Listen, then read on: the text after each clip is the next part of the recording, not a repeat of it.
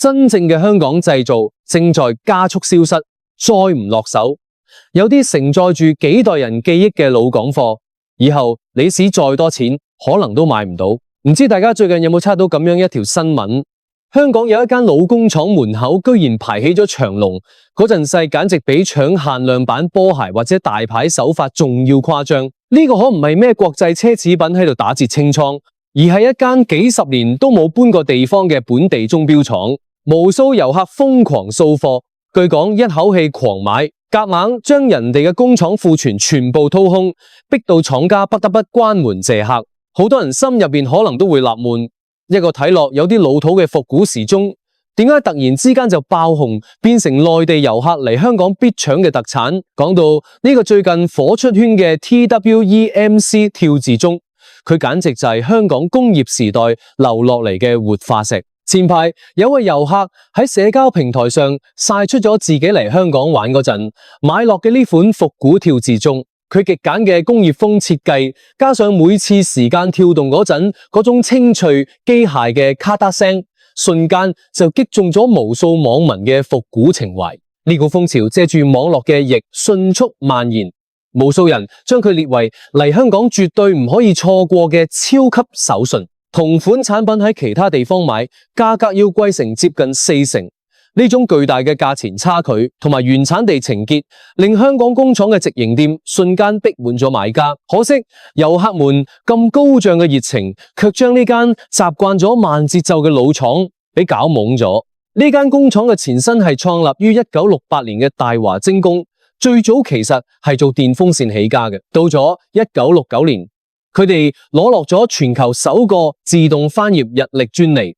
第二年就發佈咗電動日曆時鐘。將近60年嚟，唔管出面嘅世界點樣天翻地覆，唔管香港嘅租金點樣翻倍暴漲，呢間工廠始終死殼喺香港本地製造，堅決唔將生產線外判。直到今日，時鐘入面嘅機芯依然係由20多位平均工齡超過25年嘅老師傅，全靠手工一個個耐性拼裝出嚟嘅。調齒輪、對葉片、校對聲，呢啲極其精細嘅活，全憑師傅們幾十年嘅經驗同手感。咪睇佢係純手工裝配，師傅們做出嚟嘅時鐘溫控誤差竟然可以細過0.1秒。呢種極其苛刻嘅手工活，注定咗高產係唔可能嘅事。每一位老師傅每日最多只能夠組裝出8個鐘，成間工廠嘅日產能死咁 cut 起200個左右。過去咁多年，呢批貨嘅大頭都係直接供應俾的士行、銀行、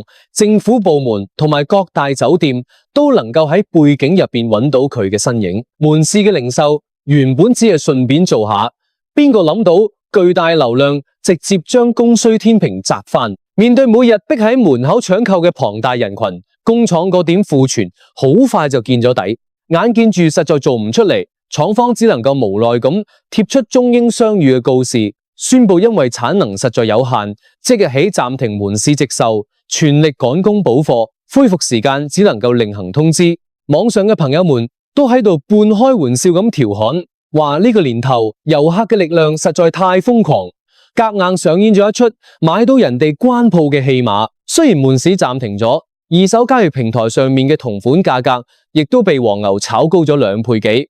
但係喺嗰張停售嘅告示隔籬，仲係被熱心嘅遊客貼滿咗一層又一層嘅便箋紙，上邊密密麻麻咁寫滿咗師傅辛苦晒、香港製造加油呢啲說話。呢種純粹嘅鼓勵，睇落確實令人心入邊暖洋洋。呢個亦都恰恰說明，大家真正迷戀嘅一早已經唔單止係一個用嚟睇時間嘅工具，而係嗰份幾十年如一日嘅死殼精神。睇住呢個老派翻頁鐘嘅一夜爆紅，好多人心入邊亦都係五味雜陳。呢種瘋狂嘅背後，其實係一場極其盛大嘅集體懷舊。對於老一輩嘅香港人嚟講，香港製造呢4個字，嗰係實打實嘅驕傲，係公認嘅品質象徵。將時間向前推幾十載，二戰之後嘅香港迎嚟咗經濟結構嘅巨大轉變，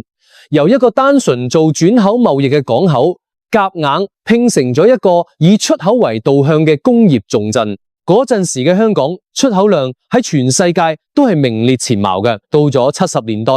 香港製造正式迎嚟咗最輝煌嘅全盛時期，大到工業設備，細到塑膠玩具、鐘錶、暖水壺，仲有風靡一時嘅相機，各種打住香港製造標籤嘅商品，源源不斷咁走出本地，走向世界。嗰個年代，香港製造就係質量嘅代名詞，係全球市場入邊最耀眼嘅明星。有數據顯示，喺70年代，製造業喺香港本地生產總值入邊嘅佔比高達30%，可以話製造業實實正正咁撐起咗香港經濟嘅半邊天。當時有幾多人靠住開工廠發家致富？例如大家熟知嘅玩具大王，由10幾個編製嘅小作坊，一路做到幾萬人嘅大工廠。喺嗰個年代，條條巷巷隨便行入一棟工業大廈，都能夠聽到機器日夜不停轟鳴嘅聲。嗰啲年，哪怕係普通嘅街坊鄰里，茶餘飯後亦都會由工廠接一啲剪線頭、穿膠花、串珠仔嘅手工，活返屋企做，用嚟貼補家用。然而，時代嘅浪潮總係不由分說嘅。由70年代末開始，香港嘅製造業面臨住越嚟越殘酷嘅現實挑戰，本地嘅人力成本越嚟越高，土地資源極其有限，廠房嘅租金更加係好似坐咗火箭咁樣往上漲。面對呢種生存壓力，大批嘅工廠開始另謀出路，產業大量北移。到咗80年代，大批工廠開始浩浩蕩蕩咁過河，去珠三角設廠。到咗90年代中期，香港製造不可避免咁逐步走向咗式微。成個城市嘅經濟結構亦都隨之全面轉向咗以服務業同金融業為主。曾經嗰啲喺街坊鄰里間穿膠花串珠仔嘅日常，徹底變成咗上一代人嘅集體回憶。有人感嘆話，而家行喺條街度，仲見到嘅真真正正嘅香港製造，真係屈指可數。呢種傳統技藝同埋行業嘅消亡危機，唔單止體現喺大工廠嘅搬遷上，更加體現喺街頭巷尾嗰啲老行當嘅沒落中。行喺而家嘅香港街頭，如果你稍微留心一下，間中仲可以見到一啲狹窄嘅小檔攤入邊，坐住頭髮花白嘅阿叔，佢哋戴住厚厚嘅放大鏡，打低頭，日復一日咁坐喺嗰度，專心致志咁修理住各種手錶。隨住智能穿戴設備嘅普及，而家仲有幾多人保留住戴傳統手錶嘅習慣呢？鐘錶維修呢個行業一早已經冇咗當年嘅風光，高昂嘅店鋪租金同埋越嚟越難揾嘅維修零件，壓到呢啲老手藝人喘唔過氣。更致命嘅係，年輕一代覺得呢行太枯燥，賺唔到快錢，根本對入行冇任何興趣。呢門曾經養活咗無數家庭嘅老行業，正龍面臨住被時代無情淘汰嘅困境。但係令到人欣慰嘅係，絕望入邊總係可以見到一點微光。最近喺黃大仙區就出現咗一位充滿熱情嘅年輕人，喺大家都去追求光鮮亮麗嘅寫字樓工作嗰陣，佢卻偏偏對整表呢門老手藝着咗迷。呢位年輕人憑住自己苦心鑽研同虛心請教，練就咗一手非常純熟細緻嘅整表技藝。佢每日都喺街坊之間穿梭，幫大家修理嗰啲停擺嘅老懷表、舊手表。好多揾佢整個表嘅老街坊都豎起大拇指，誇佢嘅手藝，甚至有住入行幾十年老師傅般嘅水平。佢最大嘅夢想就係可以喺香港開設一間真真正正屬於香港製造、本地維修嘅整表店，將呢門手藝傳承落去，重新帶動鐘錶業嘅興旺發展。佢亦都喺度不斷呼籲，希望政府可以多啲睇下呢啲逐漸式微嘅老行業，出台一啲實際嘅政策，去鼓勵年輕人入行學藝。整錶業唔單止承載住一代人嘅生活記憶，更加係香港手工技藝不可或缺嘅一部分。大家都喺度盼望住呢門傳統技藝可以喺堅守同推動之中揾到新嘅光芒，再次煥發香港製造嘅活力。其實大家對於港產品牌嗰份情懷同埋信任，從來就冇改變過。根據一項調查，有高達78%嘅受訪者明確表示非常願意購買香港嘅產品，而且喺實際買返去使用之後嘅滿意度亦都非常高。雖則話香港製造喺時代嘅大浪淘沙之中漸漸退居幕後，但係佢其實從未真正消失，反而總係可以喺不經意間，好似呢次嘅跳字鐘咁樣，突然擦一波強烈嘅存在感，